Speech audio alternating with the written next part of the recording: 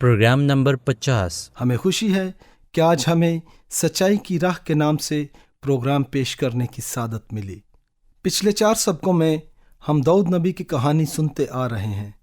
हमने देखा कि दाऊद एक चरवाहा, बरबत नवाज, हम्दो सना करने वाला, खुदा के कलाम को सीखने वाला, जंगी सूरमा, इसराइल का बादशाह और खुदा का नबी था।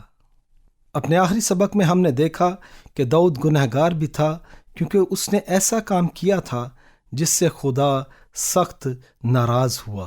फिर हमने ये भी देखा कि खुदा ने दाऊद के गुनाह बख्शे, क्योंकि उसने अपने गुनाहों की माफ़ी मांगी, तौबा की और सच्चे दिल से खुदावंद की तरफ रजू लाया। नीज़ उस नजात दहिंदा की बाबत खुदा के किए हुए वादे को कबूल किया कि वो नजात दहिंदा दुनिया में आएगा और सब गुनाहगारों के गुनाहों की सज़ा बर्दाश्त करेगा ताकि गुनाहगार बच जाएं। आज हम इस खूबसूरत किताब पर गौर करेंगे जो किताब मुकद्दस के दरमियान में है। क्या आप इस किताब से वाकिफ़ हैं? हाँ, ये ज़बूर की किताब है। ज़बूर की किताब में 150 बाब या 150 ज़बूर हैं।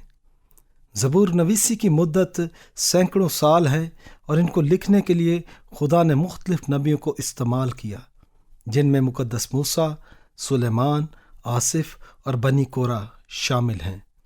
ताहम दाऊद नबी ने बाकी सब ज़बूर नवीसों से ज़्यादा ज़बूर लिखे। आज हम पहले 2 ज़बूरों पर गौर व खौज करेंगे। पहला ज़बूर दुनिया में पाए जाने वाले 2 तरह के लोगों की निशानदही करता है। एक वो हैं जो सीधी राह पर यानी खुदा की राह पर चलते और उसकी मर्जी को पूरा करते हैं, और दूसरे वो हैं जो नाराज़गी की राह इख्तियार करते हैं, शरारत से खुश होते हैं और दूसरों का नुकसान करके राहत पाते हैं। ज़बूर नंबर 1 में यूं लिखा हुआ मिलता है, मुबारक है वो आदमी जो शरीरों की सलाह पर नहीं चलता और खताकारों की राह में खड़ा नहीं होता और ठट्ठाबाजों की मजलिस में नहीं बैठता, बल्कि खुदावंद की शरीयत में उसकी खुशनूदी है और उसी की शरीयत पर दिन रात उसका ध्यान रहता है। वो उस दरख्त की मानिंद होगा जो पानी की नदियों के पास लगाया गया है, जो अपने वक्त पर फलता है और जिसका पत्ता भी नहीं मुरझाता। सो जो कुछ वो करे बारवर होगा। शरीर ऐसे नहीं, बल्कि वो भूसे की मानिंद हैं जिसे हवा उड़ा ले जाती है। इसलिए शरीर अदालत में कायम ना रहेंगे, ना खताकार सादकों की जमात में, क्योंकि खुदावंद सादकों की राह जानता है, पर शरीरों की राह नाबूद हो जाएगी। हम यहाँ देखते हैं कि मुबारक लोगों का किरदार कैसा है और शरीरों और हलाक होने वाले लोगों का तरीक़ाकार कैसा होता है। हर कोई चाहता है कि वो मुबारक हो, कोई भी शख्स हलाक होना नहीं चाहता। खुदा हर किसी को बरकत देना चाहता है, मगर ज़रूरी है कि आप खुदा के बनाए हुए तरीके के मुताबिक खुदा के पास आएं। बरकत का वो तरीका कौन सा है? इस ज़बूर में 2 ख्यालों का खुलासा मिलता है। पहला ये कि उन लोगों की राह इख्तियार ना की जाए जो खुदा के कलाम को मजाक समझते हैं। दोम ये कि समझने, ईमान लाने और नजात की राह जो खुदा ने मुकर्रर की है उसे कबूल करने की गर्ज से खुदा के कलाम पर गौर व खौज किया जाए। अगर आप खुदा की मुकर्रर की हुई सच्चाई की राह को माने और इस राह पर सदाकत से चले, तो खुदा का कलाम बयान करता है कि आप उस दरख्त की मानिंद होंगे जो पानी की नदियों के पास लगाया गया हो। आपकी ज़िंदगी का दारो मदार खुद खुदा बन जाएगा, यानी आप खुदा में कायम हो जाएंगे और मौसम के मुताबिक फल पैदा करने लगेंगे। फल मोहब्बत, खुशी और सुलह के फल होंगे। ताहम अगर आप खुदा की सच्चाई की राह पर नहीं चलेंगे, तो आप उस भूसे की मानिंद होंगे जिसे हवा उड़ा ले जाती है। अब आएं दूसरे ज़बूर यानी ज़बूर 2 की तरफ। इस ज़बूर में खुदा ने अपने इल्हाम से दुनिया में आने वाले नजात दहिंदा की बाबत लिखवाया। आएं दाऊद नबी की मार्फत खुदा के मुंह से निकले हुए इस पैगाम को गौर से सुने। खुदा का कलाम फरमाता है, कौमें किस लिए तैश में हैं और लोग क्यों बातल ख्याल बांधते हैं। खुदावंद اور اس کے مسیح کے خلاف زمین کے بادشاہ صف آرائی کر کے اور حاکم آپس میں مشورہ کر کے کہتے ہیں، آؤ ہم ان کے بندھن توڑ ڈالیں اور ان کی رسیاں اپنے اوپر سے اتار پھینکیں۔ وہ جو آسمان پر تخت نشین ہے ہنسے گا، خداوند ان کا مضحکہ اڑائے گا۔ تب وہ اپنے غضب میں ان سے کلام کرے گا اور اپنے قہر شدید میں ان کو پریشان کر دے گا۔ میں تو اپنے بادشاہ کو اپنے کوہ مقدس سیون پر بٹھا چکا ہوں۔ میں اس فرمان کو بیان کروں گا، خداوند نے مجھ سے کہا، تو میرا بیٹا ہے، آج تو مجھ سے پیدا ہوا، مجھ سے مانگ اور میں قوموں کو تیری میراث کے لیے اور زمین کے انتہائی حصے تیری ملکیت کے لیے تجھے بخشوں گا۔ تو ان کو لوہے کے عصا سے توڑے گا، کمہار کے برتن کی طرح تو ان کو چکنا چور کر ڈالے گا۔ پس اب اے بادشاہو دانش مند بنو، اے زمین کے عدالت کرنے والو تربیت پاؤ، ڈرتے ہوئے خداوند کی عبادت کرو، کانپتے ہوئے خوشی مناؤ، بیٹے کو چومو، ایسا نہ ہو کہ وہ قہر میں آئے اور تم راستہ میں ہلاک ہو جاؤ، کیونکہ اس کا غضب جلد بھڑکنے کو ہے۔ مبارک ہیں وہ سب جن کا توکل اس پر ہے۔ خداوند خدا نے دوسرے زبور میں جو وضاحت کی ہے، کیا آپ اسے سمجھے؟ یہ نہایت ضروری ہے۔ اس زبور میں خدا نے نجات دہندہ کے 3 خوبصورت نام بتائے ہیں اور بتایا ہے کہ یہ نجات دہندہ بنی آدم کو نجات دینے کی غرض سے دنیا میں آئے گا۔ کیا آپ نے یہ 3 نام سنے؟ وہ یہ ہیں: مسیح، بادشاہ اور بیٹا۔ آئیں دنیا کے اس نجات دہندہ کے ان تینوں ناموں پر غور کر کے سوچیں۔ سب سے پہلے ہم دیکھتے ہیں کہ خدا نے نجات دہندہ کے لیے مسیح کہا۔ مسیح لفظ کا مطلب ہے مسا کیا ہوا، چنا ہوا، مخصوص کیا ہوا، کسی خاص کام کے لیے جدا کیا ہوا۔ خدا مسیح نام لے کر بنی آدم کو یہ کہہ رہا تھا کہ آنے والے نجات دہندہ کو دنیا کا نجات دہندہ میں نے مقرر کیا اور اسے دنیا کا منصف بھی بنایا ہے۔ اس زبور کی پہلی 3 آیات میں خدا پیشین گوئی کرتا ہے کہ دنیا کا وہ نجات دہندہ جسے میں نے دنیا میں بھیجنا ہے وہ ہستی ہے جسے زیادہ تر بنی آدم قبول نہیں کریں گے بلکہ اسے رد کریں گے۔ ہم ان آیات کو دوبارہ دہرائیں گے۔ قومیں کس لیے طیش میں ہیں اور لوگ کیوں باطل خیال باندھتے ہیں؟ خداوند اور اس کے مسیح کے خلاف زمین کے بادشاہ صف آرائی کر کے اور حاکم آپس میں مشورہ کر کے کہتے ہیں، آؤ ہم ان کے بندھن توڑ ڈالیں اور ان کی رسیاں اپنے اوپر سے اتار پھینکیں۔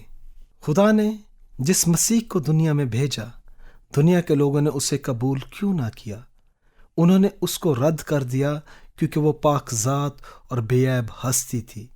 وہ گناہ سے مبرہ تھا اور خدا کا کلام بتاتا ہے کہ جو کوئی بدی کرتا ہے وہ نور سے دشمنی رکھتا ہے اور نور کے پاس نہیں آتا، ایسا نہ ہو کہ اس کے کاموں پر ملامت کی جائے۔ پس خدا نے ان آیات میں پیش گوئی کر کے کہہ دیا کہ یہودی اور دنیا کی دوسری قومیں اس مقدس ہستی کو صفحہ ہستی سے مٹانے کی کوشش کریں گی جسے خدا نے دنیا کا نجات دہندہ اور منصف مقرر کیا ہے۔ لیکن خدا کو سب معلوم تھا کہ وہ مکار لوگ اس کے ساتھ کیسا سلوک کریں گے۔ خدا کا ارادہ یہ تھا کہ وہ بدکاروں کے برے منصوبوں کو استعمال کرتے ہوئے دنیا کے گنہگاروں کی نجات کے راست منصوبے کو پورا کریں۔ اس لیے ہم اس زبور میں دیکھتے ہیں کہ وہ جو آسمان پر تخت نشین ہے ہنسے گا، خداوند ان کا مضحکہ اڑائے گا۔ تو خدا نے نجات دہندہ کو اس زبور میں جو پہلا نام دیا ہے وہ مسیح ہے۔ آپ یہ جاننے میں دلچسپی محسوس کریں گے کہ عبرانی لفظ مسایا یونانی لفظ کرائسٹ کے ہم معنی ہے۔ ان دونوں لفظوں کا مطلب چنا ہوا، مقرر کیا ہوا یا برگزیدہ ہے، یعنی وہ شخص جسے خدا نے چنا ہے۔ دوسرا نام بادشاہ ہے۔ مسیح بادشاہ بھی ہے۔ اس نام کے ذریعے خدا چاہتا ہے کہ ہر کوئی جان لے کہ مسیح آخر میں دنیا کا انصاف کرے گا اور ہمیشہ تک حکمران ہوگا۔ بے شک بہت سے لوگ اسے رد کر چکے ہوں گے۔ عدالت کے اس عظیم دن کو ہر کوئی اس کے حضور سر جھکائے ہوئے سجدے میں گر جائے گا۔ کیونکہ وہ ایسی ہستی ہے جسے خدا نے بادشاہوں کا بادشاہ اور خداوندوں کا خدا بنایا ہے۔ آخرکار مسیح یا تو آپ کا نجات دہندہ ہوگا یا پھر منصف، کیونکہ کوئی اس کی بادشاہی پسند کرے یا نہ کرے، وہ ایسا بادشاہ ہے جسے خدا نے چنا ہے کہ وہ ابد تک بادشاہی کرے۔ اس زبور میں ہم مسیح کو دیا گیا ایک اور نام دیکھتے ہیں۔ یہ وہ نام ہے جس پر بڑی اچھی طرح غور کرنے کی ضرورت ہے، اور یہ نام بیٹا ہے۔ اس نام کا مطلب بیان کرنے سے پہلے شاید ہمیں یاد ہوگا کہ داؤد نے زبور کی کتاب میں جو کچھ لکھا وہ اس حکمت اور دانائی سے لکھا جو خدا نے اس کو عنایت کی تھی، یعنی اس نے یہ سب کچھ الہام سے لکھا۔ ہمیں یہ بھی یاد ہونا چاہیے کہ خدا کے کلام کی بعض باتیں ایسی ہیں جن کو انسانی عقل سے سمجھنا مشکل بلکہ ناممکن ہے، مگر اس کا مطلب یہ نہیں کہ یہ مشکل ان کے سچے ہونے میں رکاوٹ کا باعث بنتی ہے۔ خدا اپنے کلام میں یہ کہتے ہوئے ہمیں تنبیہ کرتا ہے، بعض باتیں ایسی ہیں جن کا سمجھنا مشکل ہے، اور جاہل اور بے قیام لوگ ان کے معنوں کو بھی اور صحیفوں کی طرح کھینچ تان کر اپنے لیے ہلاکت پیدا کرتے ہیں۔ جہالت بڑی خطرناک شے ہے، خاص کر مسیح کو جاننے کی بابت، جسے خدا نے چنا ہے تاکہ وہ بنی آدم کو ابدی ہلاکت سے بچائے۔ ولوف کی کہاوت اسے اچھی طرح واضح کر دیتی ہے، جاننے سے پہلے جہالت آپ کو مار ڈالے گی۔ آئیں اس خیال کو ذہن میں رکھتے ہوئے تیسرے نام کے بارے میں جو خدا نے خود مسیح کو دیا سوچیں اور غور کریں۔ اب زبور 2 کی 7ویں آیت کو دیکھیں کہ مسیح کا فرمان ہے کہ میں اس فرمان کا بیان کروں گا، خداوند نے مجھ سے کہا تو میرا بیٹا ہے، آج تو مجھ سے پیدا ہوا۔ خداوند نے مسیح سے جو کہا کیا آپ نے اسے سنا؟ اس نے کہا تو میرا بیٹا ہے، آج تو مجھ سے پیدا ہوا۔ کیا آپ کو معلوم ہے کہ خدا نے مسیح کو اپنا بیٹا کیوں کہا؟ کیا آپ اس نام کا مطلب جانتے ہیں؟ مجھے امید ہے کہ آپ سب اس نام کا مطلب نہیں جانتے ہوں گے۔ اس کا مطلب یہ نہیں کہ خدا کو بیٹا پیدا کرنے کے لیے بیوی کی ضرورت تھی، نہیں، بالکل نہیں۔ ایسی سوچ حماقت کی سوچ ہے۔ خدا روح ہے اور وہ بیٹا اس طرح پیدا نہیں کرتا جس طرح کے انسان پیدا کرتا ہے۔ تو پھر خدا نے مسیح کو کیوں کہا کہ تو میرا بیٹا ہے؟ ہم خدا کے شکر گزار ہیں کیونکہ اس نے خود اس کی وجہ ہمیں بتا دی۔ اس مضمون پر لمبی بحث کرنے کے لیے ہمارے پاس وقت نہیں۔ ہم کلام مقدس میں سے یہ 3 وجوہات ثابت کریں گے کہ خدا نے مسیح کو اپنا بیٹا کیوں کہا۔ نمبر 1، آپ کو پتہ ہونا چاہیے کہ خدا نے مسیح کو اپنا بیٹا کہا کیونکہ وہ آسمان سے نیچے آیا، یعنی آسمان سے اترا۔ ہر شخص جو نبیوں کے صحیفوں پر ایمان رکھتا ہے وہ جانتا ہے کہ مسیح کسی انسان سے یعنی مرد سے پیدا نہیں ہوا بلکہ خدا سے نکلا ہے۔ آپ جانتے ہیں کہ مسیح کا کوئی جسمانی باپ نہ تھا۔ زمینی وجود کے لحاظ سے اس کا تعلق داؤد کی نسل سے تھا، کیونکہ مسیح ایک کنواری عورت سے پیدا ہوا تھا اور اس کنواری کا تعلق داؤد بادشاہ کے گھرانے سے تھا۔ لیکن اس کے باپ کا تعلق دیکھیں تو مسیح منفرد طور پر خدا کی روح سے تھا۔ اسی وجہ سے خدا نے اسے کہا تو میرا بیٹا ہے، آج ہی تو مجھ سے پیدا ہوا۔ نمبر 2، خدا نے مسیح کو اپنا بیٹا کہا کیونکہ خدا کا کلام فرماتا ہے کہ خدا اور مسیح دونوں ایک ہی پاک ذات ہے، ایک ہی جوہر ہے، جیسا باپ ویسا بیٹا۔ وعدہ کیے ہوئے نجات دہندہ کا اسی طرح پاک اور بے عیب ہونا ضروری تھا جس طرح خدا پاک اور بے عیب ہے۔ ہم اس کی تفصیل میں آج زیادہ آگے نہیں جائیں گے، لیکن جب انجیل مقدس کے مطالعہ پر آئیں گے تو دیکھیں گے کہ مسیح آدم کی اولاد کی مانند نہیں جن کے اندر گناہ کا بیج پڑا ہوا ہے۔ ہم نے دیکھا کہ بڑے بڑے عظیم نبیوں سے خطائیں ہوئیں تو بھی مسیح نے کبھی کوئی گناہ نہ کیا۔ اس نے ہر وقت خدا کی مرضی کو پورا کیا۔ یہ ضروری تھا کہ مسیح بے عیب اور لا خطا ہوتا، تب ہی وہ دنیا میں آ کر گناہ گاروں کو گناہوں سے بچا سکتا تھا۔ جو شخص خود مقروض ہو क्या वो दूसरों का कर्ज उतारेगा? नहीं, हरगिज नहीं। मसीह गुनाह का कसूरवार ना था, मकरूज ना था। खुदा के कलाम में मसीह को पाक और बेरिया और बेदाग और गुनाहगारों से जुदा और आसमानों से बुलंद किया गया कहा गया है। हाँ, नजात दहिंदा इसी तरह पाक है जिस तरह उसका भेजने वाला पाक है। इसी वजह से खुदा मसीह को अपना बेटा कहने से नहीं शर्माता। नंबर 3, खुदा ने मसीह को अपना बेटा इसलिए कहा ताकि वो सब नबियों से जुदा जाना और पहचाना जाए। हम पहले देख चुके हैं कि हज़रत इब्राहिम को खुदा का दोस्त क्यों कहा गया, मूसा को मर्द खुदा क्यों कहा गया, दाऊद नबी को कहा गया मुझे मेरी मर्जी का आदमी मिल गया। तो किस नबी को खुदा ने कहा कि तू मेरा बेटा है, आज तू मुझसे पैदा हुआ? ये सिर्फ मसीह को कहा जा सकता था, क्योंकि मसीह वो हस्ती है जो ऊपर से आया, जो कमवारी से पैदा हुआ और गुनाह के असरात से पाक रहा। मुअज़्ज़ज़ सामईन, क्या आपको मसीह का पता चला, जो बादशाह है और जिसे खुदा ने अपना बेटा कहा? खुदा चाहता है कि हर कोई उसे जान ले, पहचान ले, उसका कलाम सुने, उस पर ईमान लाए और उसे कबूल करे।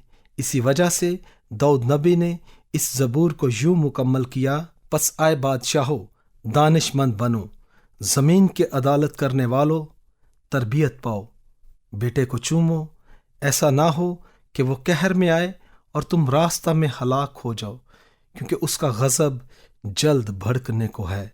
मुबारक हैं वो सब जिनका तवक्कल उस पर है।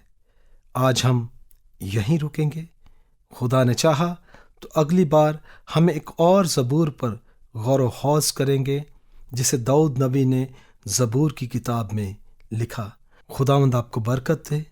दाऊद के इस ख्याल को अपने जहन में रखें जो उसने इस ज़बूर में बयान किया, दानिशमंद बनो, तरबियत पाओ, डरते हुए खुदावंद की इबादत करो, कांपते हुए खुशी मनाओ, बेटे को चूमो, ऐसा ना हो कि वो कहर में आए और तुम रास्ता में हलाक हो जाओ, क्योंकि उसका गज़ब जल्द भड़कने को है।